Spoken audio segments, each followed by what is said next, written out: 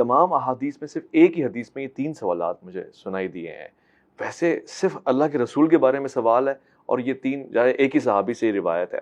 اس پہ ذرا روشنی ڈال دیں کہ 3 سوالات ہوں گے اللہ کے رسول کو دکھا کے ہوں گے, تصویر دکھا کے ہوں گے, یا سامنے قبر میں حضور صلی اللہ علیہ وسلم کی حاضری ہوگی؟ نہیں, قبر میں تو نبی الاسلام کی حاضری کا لفظ بولنا ہی گستاخانہ ہے. اچھا, بریلویوں کی ڈاکٹرن میں یہ کہتے ہیں نبی الاسلام حاضر و ناظر ہے. کیا نبی الاسلام ہمارے سامنے حاضر ہوں گے یا تشریف لائیں گے؟ تشریف لائیں. تو حاضر و ناظر لفظ ہی گستاخانہ ہے. لے جاؤ بریلویوں. ہاں, وہ بھی کیا دن تھے, ہم بھی ایک جن تھے, آج ہم دیو ہیں, جنوں کے بھی پیو ہیں, ہم بھی بریلوی رہے ہیں. یہ حاضر کا لفظ ہی گستاخانہ ہے. نبی الاسلام ہمارے سامنے حاضر, او بھائی ہم اپنے نبی کے سامنے حاضر ہوں, ٹھیک ہے نا. تو یہ لفظی گستاخانہ ہے, اس کی تو کوئی اصل ہی نہیں. اب آ جائے قبر کے حوالے سے. جامع ترمذی میں موجود ہے 3 سوال ہوں گے, من ربو کا, ما دینو کا, من نبیو کا. وہاں یہ الفاظ ہے من نبیو کا. یہ ما کنت تقول فی حق ھذا الرجل, ہاں, یہ الفاظ بخاری کے اندر موجود ہے. ٹھیک ہے, اور اس کا کچھ حصہ سنن ابی داؤد میں ہے. اچھا, اس میں وہ 3 سوال ہیں. جی, ٹھیک ہے. بخاری میں اگر ایک سوال ہے اس کا یہ مطلب نہیں باقی 2 ختم ہو گئے ہیں, اس لیے کہ بخاری میں حدیث کا صرف وہ حصہ رپورٹ ہوا ہے. یہی وہ چیز ہے کہ ساری حدیث ایک جگہ جمع کی جاتی ہیں. جس طرح قصہ آدم اور ابلیس قرآن میں 7 دفعہ ہے. کچھ الفاظ ایک سورت میں, سورۃ الاعراف تفصیلی ہے, سورہ حجر اور سورہ صاد یہ تفصیلی مقامات ہیں, لیکن مختصر مقامات بھی ہیں. سورۃ البقرہ مختصر ہے, سورہ بنی اسرائیل مختصر ہے, ٹھیک ہے, سورہ طٰہٰ مختصر ہے. کچھ الفاظ وہاں پہ ہیں, کچھ وہاں پہ نہیں موجود, سب کو جمع کیا جائے گا. تو یہ 3 سوال جو ہے بیسیکلی 4 سوال ہیں. اچھا, کیفیت آپ بتا رہے تھے کہ جب پوچھا جائے گا اللہ کے رسول کے بارے میں, ہاں وہ میں ادھر تو بعد میں پوچھوں گا نا. سب سے پہلے تو پوچھا جائے گا تیرا رب کون. صحیح ہے. تو جو مؤمن ہے تو وہ کہے گا ربی اللہ, اور دین میرا اسلام ہے, اور نبی الاسلام کے بارے میں کہے گا وہ محمد رسول اللہ صلی اللہ علیہ وسلم, وہ تو اللہ کے رسول محمد ہے صلی اللہ علیہ وسلم. دنیا کی کسی حدیث کی کتاب میں یہ موجود نہیں ہے کہ نبی الاسلام تشریف لائیں گے یا آپ کی شکل مبارک دکھائی جائے گی. اچھا, یہ انہوں نے خود ڈیٹیکٹ کی ہے. وہ کہتے ہیں جو یہ ہاذا کا سیگا نا, تو ہاذا کا لفظ جو ہے وہ اس کے لیے استعمال ہوتا ہے جو سامنے موجود ہو. جی, ہم کہتے ہیں یہ بالکل آپ کی بات غلط ہے. کیوں؟ بخاری کے اندر جب عبداللہ ابن عمر نے یزید کی بیعت کی تو انہوں نے سیم لفظ استعمال کیا ھذا الرجل, حالانکہ وہ بیٹھا تھا شام میں, یہ مدینہ میں تھے.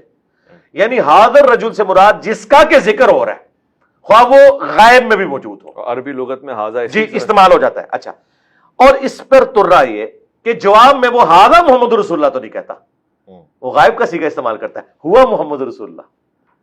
تو جواب ہی بتا رہا ہے, ورنہ تو کہ ھذا محمد رسول اللہ, وہ کہتا ہے ہوا محمد رسول اللہ. اچھا, مفتی احمد یار خان نعیمی جو پوتا شاگرد ہے اعلیٰ حضرت کے, انہوں نے جال حق میں لکھا ہے کہ اگر نبی الاسلام سامنے موجود نہیں ہے تو اس مردے کو چاہیے کہ وہ کہے ای الرجل, کس مرد کے بارے میں پوچھ رہے ہو. تو جب وہ پوچھ رہے ہیں نا اس مرد کے بارے میں کیا کیتا ہے, تو مراد ہی وہ سامنے موجود ہے, ورنہ تو اس کا پہلا سوال یہ ہونا چاہیے تھا بھی کس کی بات کر رہے ہو, بھئی کہنا کیا چاہ رہے ہو. تو ہم نے مفتی صاحب کا یہ اعتراض دور کر دیا. کیسے؟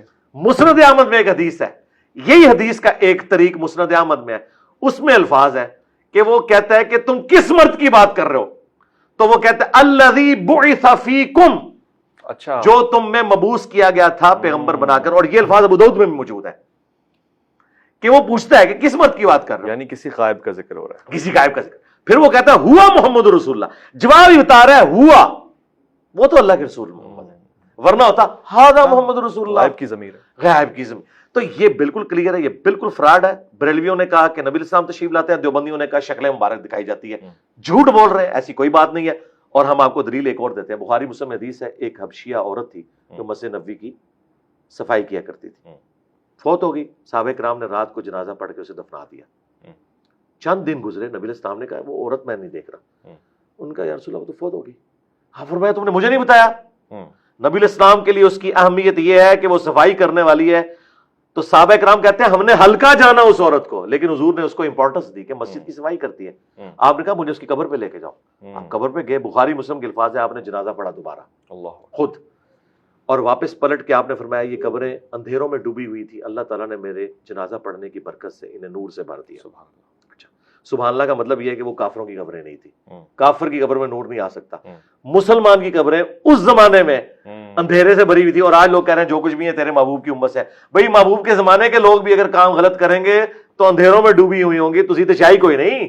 ہاں اگلی بات, نبی علیہ السلام اگر اس کی قبر میں خود تشریف لے گئے تھے تو آپ صحابہ سے کہتے کہ ہاں ہاں یار وہ 3-4 دن پہلے فوت ہوئی تھی, میں قبر میں گیا تھا, تو تم نے مجھے بتایا کیوں نہیں؟ تو آپ نے تو یہ بات نہیں کی, آپ نے تو قبر کی جگہ بھی ان سے پوچھی ہے. تو اگر آپ قبر میں گئے ہوتے تو آپ کو پتا ہوتا نا میں قبر میں گیا تھا. یہ سب کچھ جھوٹ ہے. ایون نبی علیہ السلام جو خواب میں آتے ہیں نا, یہ بھی نبی علیہ السلام کو نہیں پتا ہوتا میں کسی کے خواب میں کیوں, یہ اللہ تعالیٰ دکھاتا ہے. مثلا آپ میرے خواب میں ہیں تو آپ کو کیا پتا ہوگا؟ یہ ایک اللہ کا ڈپارٹمنٹ الگ ہے. اور نبی میں تو فرق ہے نا جی, جو فرق, ہاں وہ آگے چلے نا, وہ فرق میں آپ کو بتا دیتا ہوں کیا ہے, کہ آپ کی شکل میں شیطان بھی آ سکتا ہے, ہاں ان کی شکل میں شیطان بھی آ سکتا, لیکن یہ کہنا کہ نبی علیہ السلام خود آ جاتے ہیں. تو آپ مجھے بتائیں, جو مسند احمد میں حدیث ہے, میں صبح سے کربلا میں اب حسین اس کے ساتھیوں کا خون جمع کر رہا ہوں, تو کیا پریکٹیکلی نبی علیہ السلام وہاں کربلا میں گئے ہوئے تھے؟ یہ ایک شبیہ ہے, ایک تمثیل کے طور پہ دکھایا جاتا ہے, اس کا اس سے کوئی تعلق نہیں ہے. ورنہ نبی علیہ السلام کو اللہ تعالیٰ نے بار بار اس تکلیف سے گزارنا ہے کہ آپ علیہ السلام کو لائیو منظر دکھایا جائے کہ آپ یہ دیکھیں یہ ہو رہا ہے؟ نہیں, یہ امت کی تعلیم کے لیے یہ خواب ابن عباس کو دکھایا گیا کہ نبی علیہ السلام تکلیف میں ہے حسین ابن علی کی وجہ سے.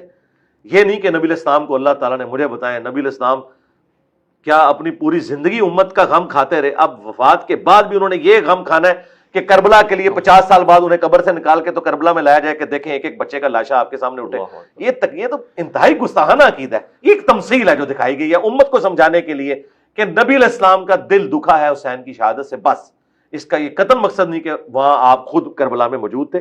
خواب ایک الگ سے ڈپارٹمنٹ ہے, اس کا کوئی لینا دینا نہیں فزیکل لائف کے ساتھ, وہ ایک ذریعہ ہے غیب کی خبر پہنچانے کا. اس کی ساتھ اچھا, اس سے بھی اگلی پھکی لے جی جی قرآن میں ہے کہ حضرت ابراہیم نے کہا کہ اسماعیل میں نے دیکھا ہے میں تمہیں ذبح کر رہا ہوں, جی, تو ذبح تو کو نہیں کیا, خواب دیکھا تھا. خواب دیکھا. اچھا, اور اسماعیل علیہ السلام نے نہیں کہا کہ جی حضرت میں بھی آپ کے خواب میں موجود تھا, میں ذبح ہو رہا تھا, ان کو بھی نہیں پتا. لیکن یہ تمثیل ہوتی ہے. وہ تو کہہ رہے ہیں نا کہ خواب منام ہے, خواب ہے, تو یہاں پہ منام کی بات, قبر والی بات میں وہ خواب نہیں کہہ رہے, حضور تشریف لاتے ہیں. نہیں, میں بات کر رہا ہوں جو یہ خوابوں میں کہتے ہیں نا کہ نبی علیہ السلام آئے ہیں تو فزیکلی آپ آ گئے ہیں, یا آپ کو بھی پتا ہے, میں اس کی بات کر رہا ہوں. وہ تو ٹاپک ہی الگ ہے نا, وہ تو میں نے آپ کو بتا دیا نا. نبی علیہ السلام نے کیوں نہیں کہا کہ ہاں 3 دن پہلے میں اس کی قبر میں گیا تھا, وہ افشیہ عورت جو فوت ہوگی, ہاں مجھے پتا چلا, تم نے, آپ نے پوچھا وہ کدھر ہے, انہوں نے کہا کہ وہ تو فوت ہوگی, آپ نے کہا مجھے کیوں نہیں بتایا. تو نعوذ باللہ آپ یہ کہنا چاہ رہے کہ نبی علیہ السلام کوئی ایکٹنگ کر رہے تھے؟ نعوذ باللہ, نہیں ایسی بات نہیں. لوگ کہتے ہیں جی بعض اوقات پوچھنے کا ہر دفعہ یہ مقصد نہیں ہوتا کہ میں لا علم ہوں, مثلا خدا موسیٰ علیہ السلام سے کہہ رہا ہے ہاتھ میں کیا ہے, جی اس میں کرائن ہونے چاہیے نا, یہاں پہ کوئی کرائن نہیں ہے نا, اس میں کرائن نہیں ہے نا. اچھا, اس پہ بھی آپ مجھ سے لے لیں, یہ سلونی والی بات کرتے ہیں, اس میں الفاظ ہیں جب تک میں ممبر پہ موجود ہوں تو مجھ سے جو پوچھو گے میں بتاؤں گا. ہمارا ایک عقیدہ ہے کہ نبی علیہ السلام جتنی دیر ممبر پہ تھے اللہ تعالیٰ کی غیبی تائید تھی کہ اب آپ سے جو بھی سوال پوچھے گا ہم آپ کو اسی وقت اس کا جواب سکھائیں گے تاکہ آپ اپنی نبوت کو اسٹیبلش کریں. صرف ممبر پہ؟ جی ممبر پہ, اس لیے کہ نبی السلام نے کہا جب تک میں ممبر پہ موجود. اب آپ پوچھیں کہ اس کی دلیل, جی دلیل اس کی ہے, بخاری مسلم میں حدیث ہے, نبی السلام نے کہا جب میں معراج سے واپس آیا تو کافروں نے مجھ سے ایسے ایسے سوالات کیے کہ مجھے ان کے جواب نہیں آتے تھے. یہ الفاظ ہیں بخاری مسلم کے. اور میں اتنا پریشان ہوا کہ اعلان نبوت کے بعد کبھی اتنا پریشان نہیں ہوا تھا کہ میں ان کے سوالوں کے جواب ہی نہیں دے سکتا. وہ کیا پوچھ رہے تھے, بتاؤ بیت المقدس کے کتنے دروازے ہیں, باہر کون سے کلر کا پینٹ ہوا ہوا ہے, کتنی سیڑھی ہیں. جو شخص ایک رات میں گیا ہے اور وہ بھی برزخی طور پہ, وہ اتنی ساری چیزوں کا حساب کیسے رکھ سکتا تھا؟ تو بخاری مسلم کے الفاظ ہے جب انہوں نے سوال کیے مجھے جواب نہیں آ رہے تھے, میں اتنا پریشان ہوا کہ یہ مجھے جھوٹا کہیں گے. اللہ تعالیٰ نے اسی وقت بیت المقدس کو اٹھا کے میرے سامنے کر دیا. اللہ اکبر. وہ پوچھتے جاتے تھے میں بتاتا جاتا تھا. یہ وہ عقیدہ ہے ہمارا کہ جب اللہ چاہتا ہے نا اس وقت دکھایا جاتا ہے, ہر وقت ہر چیز کا علم. کیا پتہ ہر وقت اللہ چاہتا ہو, یعنی اس کی چاہت پہ مبنی ہے نا. یہ جو چاہت ہے نا یہ عقیدہ کفر ہے. اچھا جی, اس لیے کہ قرآن میں وَلَا تَقُولُوا عَلَى اللَّهِ إِلَّا الْحَقِّ, اللہ پہ مت کوئی عقیدہ منسوب کرو سوائے اس کے کہ جو حق پر مبنی ہو. میں نے جو عقیدہ منسوب کیا اس کی میں نے آپ کو پریکٹیکل مثالیں دے دی کہ نبی علیہ السلام کو تھوڑی دیر پہلے اپنی نبوت کے بارے میں ہوا کہ یہ جھٹلائیں گے. اللہ نے یہ ساری مثالیں میں نے دی کہ اللہ تعالیٰ وقتی طور پہ وہ چیزیں دکھاتا تھا. اچھا, پھر قرآن میں بھی جو سوالات آپ سے پوچھے جاتے تھے اس سے پہلے آپ کو قرآن کہہ رہا ہے کہ اس سے پہلے آپ کو نہیں پتا تھا کہ یوسف علیہ السلام کس طرح مصر پہنچ کے, ہم نے جواب دیا. یہ تو ہمارا عقیدہ ہے. یہ ان کا جو عقیدہ ہے کہ ہر وقت ہر چیز کا علم ہوتا ہے اور سب کچھ عطا کر دیا ہے, یہ کس آیت اور حدیث میں لکھا ہوا ہے؟ یہ من گھڑت عقیدہ. ہم نے تو اپنے عقائد کے دلائل رکھ دیے. اس کے اوپر جذباتی ڈاکٹرن کھڑی کرنا کہ جی آپ فیتا لے کے تو ناپ رہے ہوتے ہیں نبی کے علم کو, نہیں.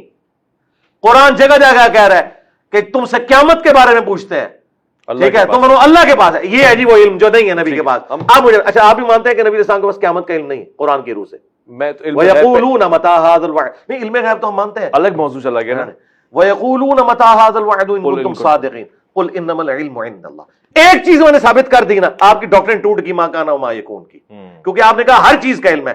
قرآن کہہ رہا ہے کہ اے نبی تم سے قیامت کا اس طرح پوچھ رہے ہیں جس طرح تم دھاگ لگا کے بیٹھے ہوئے ہو. تم فرماؤ اس کا علم تو اللہ کے پاس ہے, اللہ جب جسے چاہے گا ظاہر کر دے گا. قرآن پورے کا پورا یہ کہہ رہا ہے کہ قیامت کا علم نبی اسلام کو نہیں دیا گیا, بلکہ نشانیاں صرف بتائی گئی ہیں. نہ سن بتایا گیا, نہ تاریخ بتائی گئی, نہ یہ بتایا گیا کہ کتنی انسانیت پیریڈ گزارے گی تو قیامت آئے گی. یہ تو ایک واضح چیز قرآن میں آئی ہے نا, اس کا انکار تو کفر ہے نا. لیکن آج آپ بریلویوں سے پوچھیں, جال حق میں مفتی احمد خان نیمی سے جب پوچھا گیا بھی بتاؤ یہ قیامت تو نکل ہے نا, تم کہہ رہے تو فیتا فیتا تو اللہ نے مار دیا. تو اس نے کہا کہ یہ رسول اللہ کی محبوبیت کا تقاضا ہے کہ مرنے سے پہلے اللہ تعالیٰ نے حضور کو قیامت کا بھی بتا دیا ہوگا خود سے. وَلَا تَقُولُوا عَلَى اللَّهِ إِلَّا الْحَقَّ, یہ کذاب اللہ کے اوپر جھوٹ باندھتے ہیں.